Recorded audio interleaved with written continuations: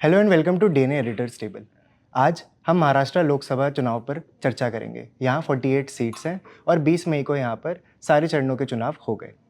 तो इस बार हम ये जानना चाहेंगे यहाँ पर तनवीर आज़म जी से कि क्या एनडीए एक बार फिर से जीतेगी? क्या एनडीए का पलड़ा इस बार भारी है या फिर इंडिया अलायंस यहाँ पर कुछ और करके दिखाएगा? तनवीर जी, वेलकम आपका।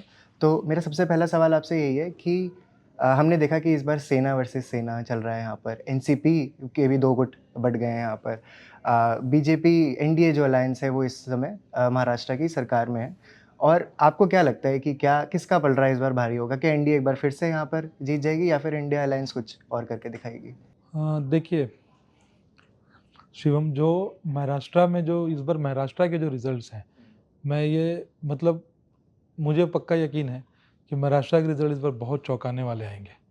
बहुत ज़्यादा, मतलब उस पर ज़्यादा चर्चा नहीं हो रही, लेकिन जो मैंने एनालाइज़ किया है, जो मैंने पढ़ा है, जितनी मैंने देखे हैं लोगों के और व्यूज़, और कुछ लोग जो लोकल लोग हैं, जो वहाँ पे रिपोर्टर है, मेरे जानने वाले पत्रकार, उनसे जो बात की है, तो महाराष्ट्र के नतीजे इस बार बहुत ही चौंकाने वाले आएंगे।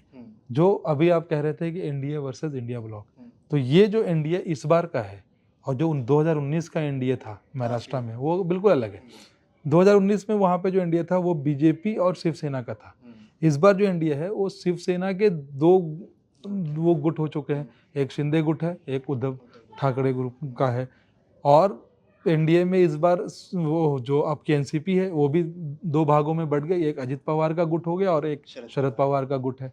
तो इस बार जो एनडीए है वो बीजेपी है, शिंदे सेना है और अजित पवार गुट है, और दूसरी तरफ इंडिया ब्लॉक है जिसमें कि कांग्रेस है और क्या नाम है उसका, कांग्रेस है, उद्धव ठाकरे का गुट है और शरद पवार का गुट है। अब जो वहाँ के वोटर्स हैं, वहाँ के जो वोटर हैं वो बिल्कुल ठगे हुए से महसूस कर रहे हैं। मैं बताता हूँ कैसे। अब जैसे कल तक एक, जैसे मैं मान लीजिए एक मुंबई की सीट ले लीजिए फॉर एग्जांपल, नॉर्थ मुंबई की सीट, ठीक है। अब नॉर्थ मुंबई की सीट पे जो वोटर कल तक, जो लोग कल तक आके मतलब बीजेपी के खिलाफ वोट मांग रहे थे, आज वही लोग बीजेपी के फेवर में वोट मांग रहे हैं, वही कार्यकर्ता।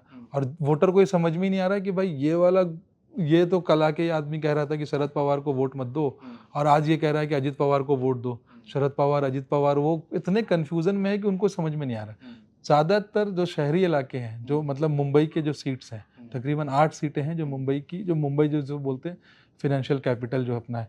और मैं एक बात अपने दर्शकों को बता दूं कि लोग ये कहते हैं कि जो दिल्ली का रास्ता है वो उत्तर प्रदेश से निकल के आता है, लेकिन 2014 और 2019 दोनों में मुंबई में बीजेपी ने क्लीन स्वीप किया, बहुत अच्छा परफॉर्मेंस किया। और इस बार लोग ये कह रहे हैं कि बीजेपी उतना अच्छा परफॉर्म नहीं कर पाएगी, क्योंकि वोटर्स को बहुत ज़्यादा कन्फ्यूज़न है। और एक जो लड़ाई जो मुंबई के अंदर जो देखने को मिल रही है लोगों में, वो मराठी अस्मिता की, इस बार मराठी अस्मिता की भी लड़ाई हो गई है।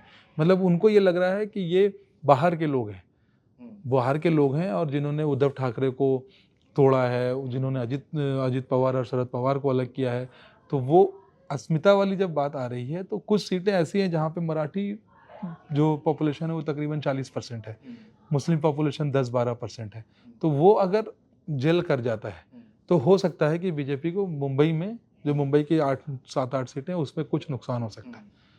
जब आप अंदर की तरफ बढ़ते हैं, जो मराठवाड़ा का रीजन है, या जो बारामती का रीजन है, या जो कोंकण का जो महाराष्ट्र का रीजन है, कोंकण में शिवसेना हमेशा से मजबूत रही है, शुरू से, जब बाला साहब ठाकरे जिंदा थे तब से।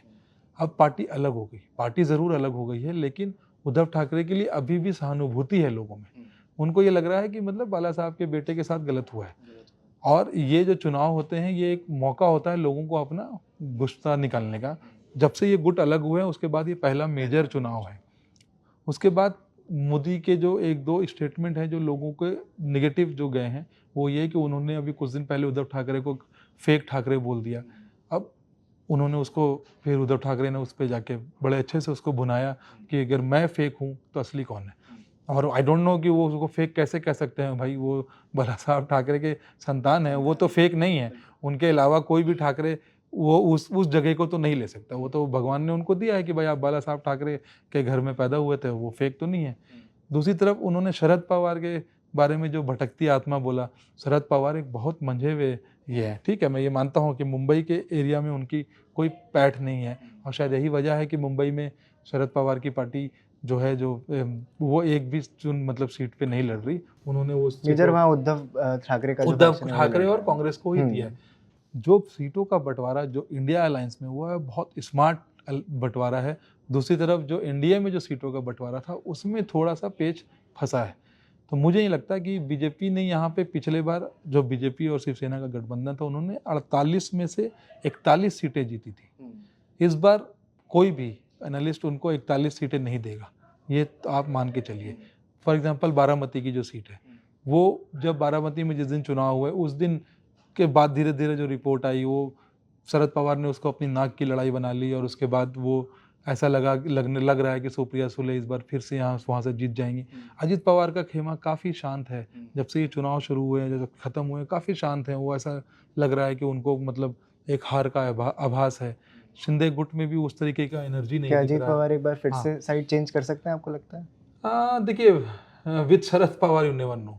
शरद पवार के साथ शरद पवार क्या करेंगे, हर मिनट क्या करेंगे, शरद पवार के बारे में कुछ भी बोलना। क्योंकि हमें याद है एक बार जब अजीत पवार छोड़कर गए थे बिल्कुल। तो कुछ ही टाइम बाद शपथ ग्रहण से पहले ही उनको वापस ले आए थे। तो इसलिए वो शरद पवार के बारे में कुछ भी बोलना मतलब हम जैसे मतलब छोटे मोटे लोगों के बस का नहीं है। Sharad Pawar is way too bigger than us and is a very very smart politician.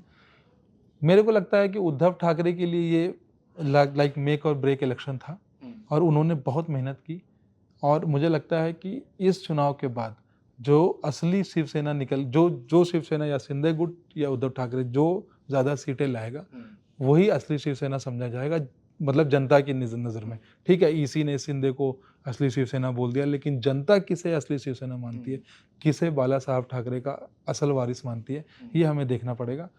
4 जून को ये नतीजे आएंगे तब। लेकिन अभी का आकलन मुझे लगता है कि जो इंडिया ब्लॉक है वो एक बहुत टफ फाइट दे रहा है और मेरे ख्याल से वो तकरीबन 18 से 20 सीटें निकालने की स्थिति में है। एक आखिरी सवाल ये है कि वोटर्स का सिंपैथी फैक्टर कितना इंपॉर्टेंट हो सकता है, क्योंकि हमने देखा रिपोर्ट्स आई कि बो एंड एरो जो ओरिजिनल शिवसेना का जो होता था, लोगों को दिमाग में तो वही है जो उनके पुराने वोटर्स रहे हैं, तो कितना ये फैक्टर प्ले कर सकता है? इंडियन पॉलिटिक्स में इमोशंस बहुत मैटर करते हैं और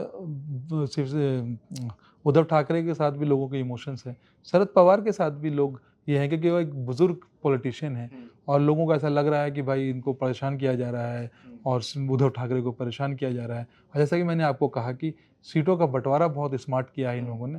कांग्रेस ने भी कुछ स्टेप्स पीछे लिए हैं। कांग्रेस ने बहुत पहली बार, मैं कहना चाहूँगा पहली बार समझदारी दिखाई है। बाकी जो आंकलन है वो यही है कि तकरीबन 18 से 20 सीटें मुझे इंडिया के पाले में जाते हुए दिख रही है। ये मतलब कोई ऐसा नहीं है, मतलब 4 जून को ही पक्के नतीजे आएंगे। ये तो बस एक हम लोग जो ग्राउंड पे देखते हैं, जो सुनते हैं, जो पढ़ते हैं, उस पर एक एनालिसिस करते हैं। तो 4 जून तक वेट करें, बल्कि जून 1 को आप हमारा एनालिसिस ज़रूर देखें। हम लोग एग्जिट पोल के साथ भी आपके सामने हाजिर होंगे। बिल्कुल।